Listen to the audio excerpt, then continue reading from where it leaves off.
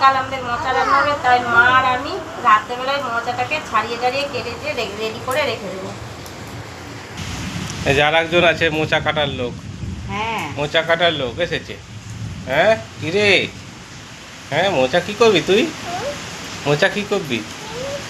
আমাদের কাজের লোক এসেছে, সব কাজ করে দেবে। এখন তোর জোর মোচা ছাড়ানো হচ্ছে এখানে। কাজের মানুষ এসেছে, এই যে ছাড়িয়ে ছাড়িয়ে এখানে সব রাখা হচ্ছে।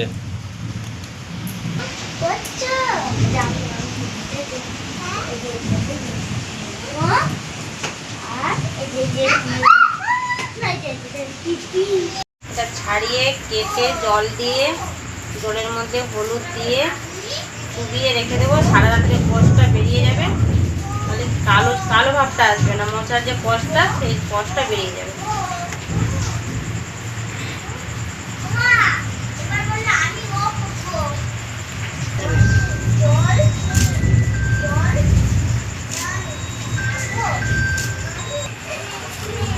এই যে কখন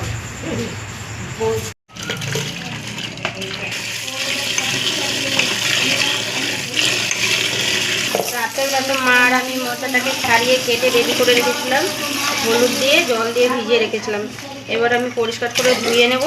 দেখো সাদা ফটফট হয়ে গেছে, মানে কোষগুলো সব বেরিয়ে গেছে মোচা, যেটা কালো ভাব সেই কালো ভাবটা নেই। এবার মোচাটাকে ধুয়ে পরিষ্কার করে নেওয়ার পরে আমি তাড়াতাড়ি রান্না করার জন্য কুকারে সিদ্ধ বসাবো, আমি তাড়াতাড়ি সিদ্ধটা হয়ে যায়। আর এখানে মা বসেছে চিংড়ি মাছ নিয়ে, মোচা খাওয়া হবে চিংড়ি মাছ দিয়ে। চিংড়ি মাছটা একটু ভালো করে ছাড়িয়ে দিই বৌমাকে, বৌমা রান্না করবে।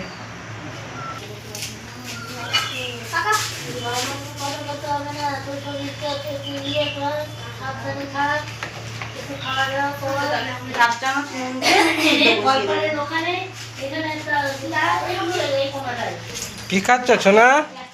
কি খাচ্ছ? দাদা দিল? দাদা কি দিয়েছে? কোনটা দিয়েছে দাদা? দাদা কি দিয়েছে? দাদা কি দেখি দেখি সোনা।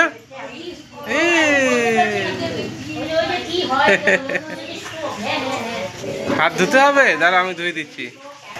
সিদ্ধ বসিয়ে দিয়েছি, এবার মোচাতে দেওয়ার জন্য আমি আলুকে কেটে নেব।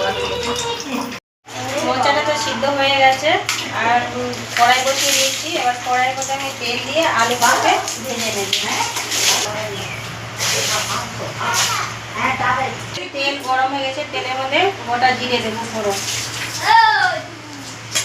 বড় সাইজের আলু নিয়েছি, আলুগুলোকে ছোট ছোট করে কেটে নিয়েছি। এবার আলুগুলোকে তেলের মধ্যে ছেড়ে দেবো।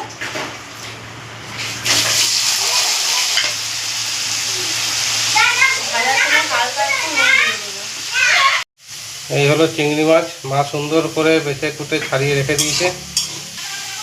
চিংড়ি মাছ তো আগে আমাকে প্রথমে মোচাটাকে নিরামিষ রান্না করে নিতে হবে। চিংড়ি মাছগুলো আমাকে পরে দিতে হবে, কারণ তোমাদের দাদা ভাই চিংড়ি মাছ খায় না, ওর জন্য রান্নাটা কমপ্লিট করে তুলে রেখে তারপরে আমি চিংড়ি মাছগুলো দিয়ে নামিয়ে নেব।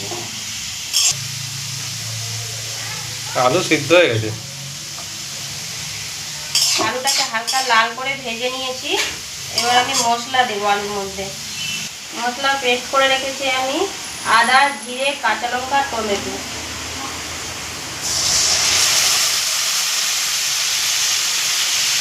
এবার আমি পরিমাণ মতো হলুদ দিয়ে দেবো।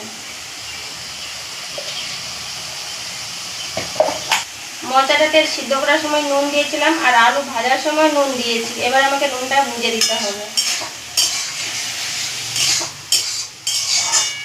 একদম আমি সামান্য নুন দিয়েছি।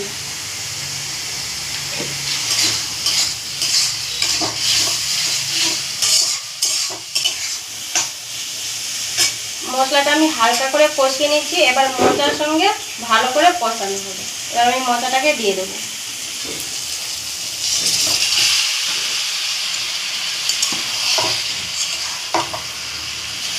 মোচাটা শুকে গেছে, এবার আমি মিষ্টি দেবো এটাকে।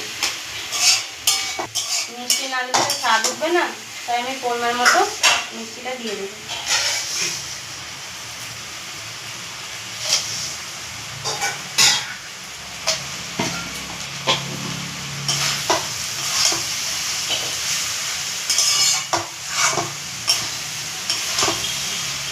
রেডি হয়ে গেছে।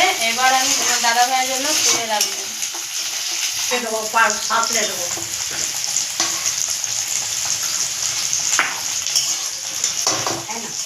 এবার আমি এটাকে নামিয়ে রেখে দেবো, তারপরে চিংড়ি মাছগুলো ভেজে নেব। এবার আমি চিংড়ি মাছগুলোকে ভাজার জন্য কড়াইয়ের মধ্যে তেল দিয়ে দেবো।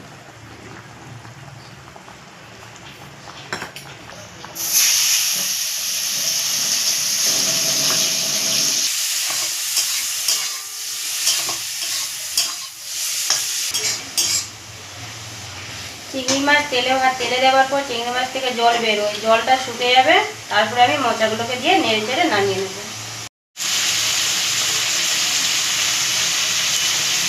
চিংড়ি মাছ ভাজা হয়ে গেছে, আর চিংড়ি মাছটা বেশি ভাজবো না, বেশি ভাজলে কি গা শক্ত হয়ে যায় চিংড়ি মাছে। এবার রেডি করা মোচাগুলোকে চিংড়ি মাছের মধ্যে দিয়ে দেবো।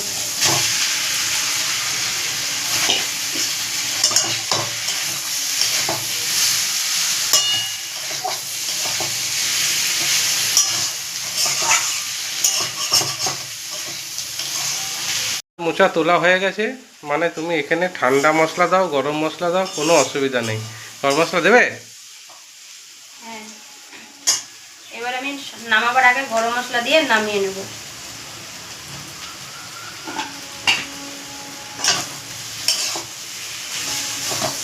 ভালো গন্ধ বেরিয়েছে।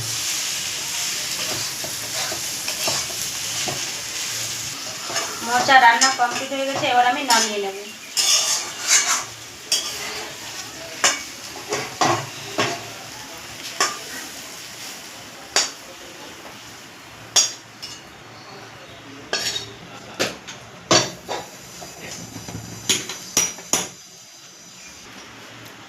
আমার যদি মোচা রান্না যদি আপনাদের ভালো লেগে থাকে, অবশ্যই লাইক, কমেন্ট, শেয়ার করবেন, আর সাবস্ক্রাইবটা অবশ্যই করবেন।